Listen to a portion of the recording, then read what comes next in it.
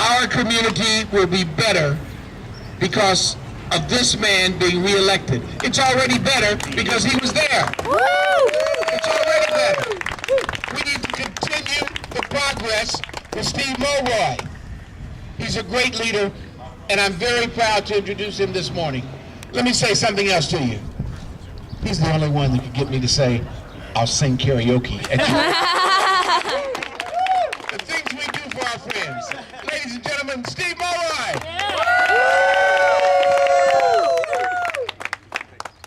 Thank you so much, Myron, for that great introduction. Let's hear it for Councilman Myron Lowry, everybody. And while we're at it, how about those Irish dancers? Were they great or what? Yeah! They put me in the mood. It's 3 days since St. Patrick's Day. I saw those Irish dancers. I swear to you, before this day is out, I'm singing Danny Boy. Which reminds me, I too have committed to do karaoke a little bit later, so please hit the sangria and beer, guys. It's been my experience that the more you drink, the better I sound. I want to thank everybody who was involved in putting this event together. Everything, if you just take a look around, this is just really a great event, isn't it?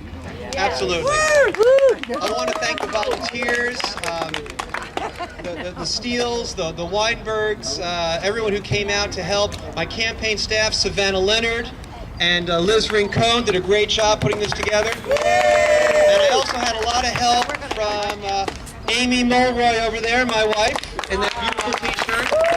My daughter Molly, our camcorder, and my son Quinn. Say hi. Let's hear it from my family. Let's hear it. And there's another member of my family who's here today that I want to make sure you all know. He's my little brother in the Big Brother, Big Sister program. He's been part of our family for 5 years. Say hi to Brandon Rogers, everybody.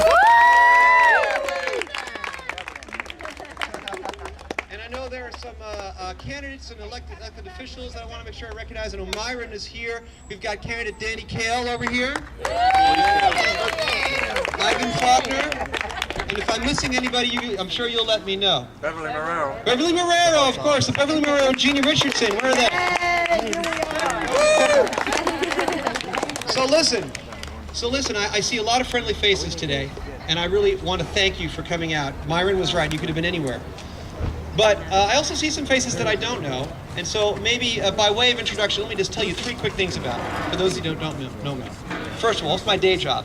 I'm a law professor for the University of Memphis. I'm a full-time educator, and I am devoted and passionate about education. Before that, I was a federal prosecutor.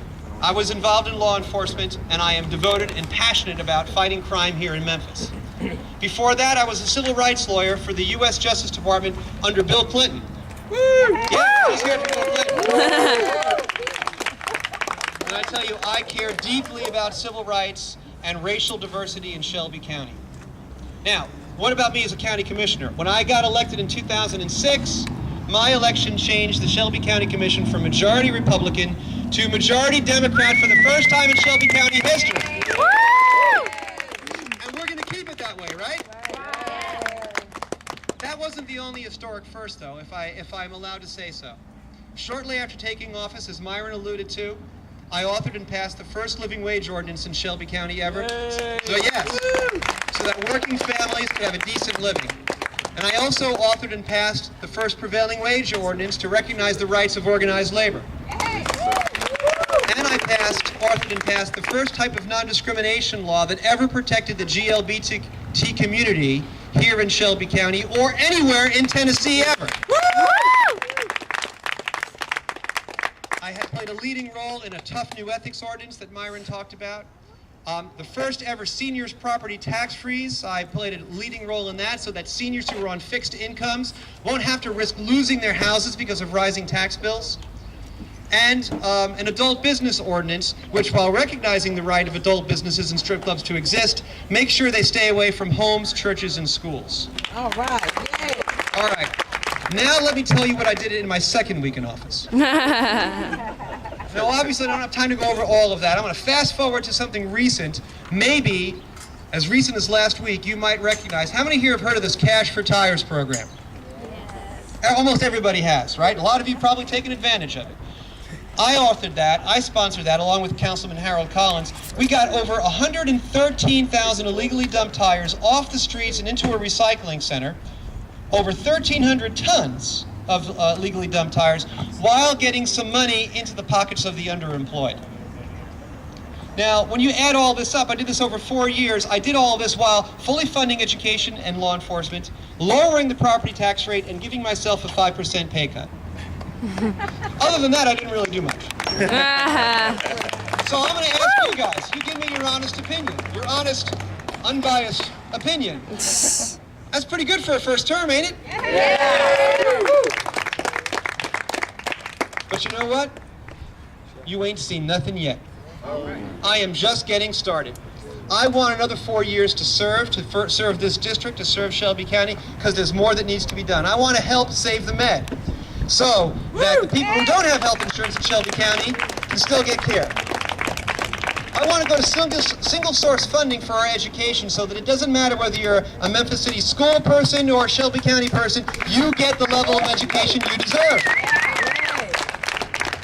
And I want to work with the new sheriff to get sheriff deputies more into Memphis so that we use county resources to fight crime where the crime is, which is here in Memphis, in Hickory Hill, in Colonial Acres, in Fox Meadows, and right here in Parkway Village.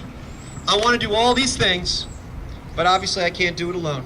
I need your help, I need your support, I need your prayers, and most of all, I need your vote. So my question to you right now is, can I get it?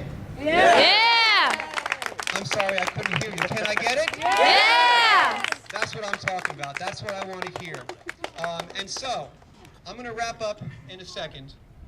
I need your help. I need your support. And the way you can support me is every one of you that's here today right now, do not leave without going over and signing up to be a volunteer. You can do something, anything, no matter how small. If you live in this district or anywhere in the vicinity of this district, do not leave without a yard sign or yard signs for your yard. And if any of you here are not registered to vote, go register right now. Okay, you've got a table right in there. Do not leave here without being registered. Okay, I need your help. Now, I will conclude on this note, and we're going to be karaokeing in a minute. Okay. You're first, Steve. Yes. All right, me first. Okay. I have been known a time or two to add poetry to my prose. And today is no exception. I've written a special poem for all of you for this occasion, and I'm going to conclude on that note. Inspired by the Irish dancers and the proximity of St. Patrick's Day, this Irishman has decided to write a couple of limericks for you. And if I could, I'd like to, if you could indulge me for 30 more seconds, I'm going to share them with you right now.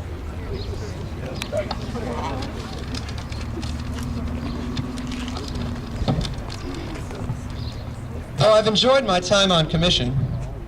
I've not yet completed my mission. I'm not quite through, got more to do, and one term ain't quite sufficient. So while you finish your beers, please take note. 4 more years is my rallying quote. We gotta keep District 5, and that ain't no jive, so please, please give me your vote. Thank you very much. God bless you. We're going to win on May 4th with your help. And now, let's karaoke.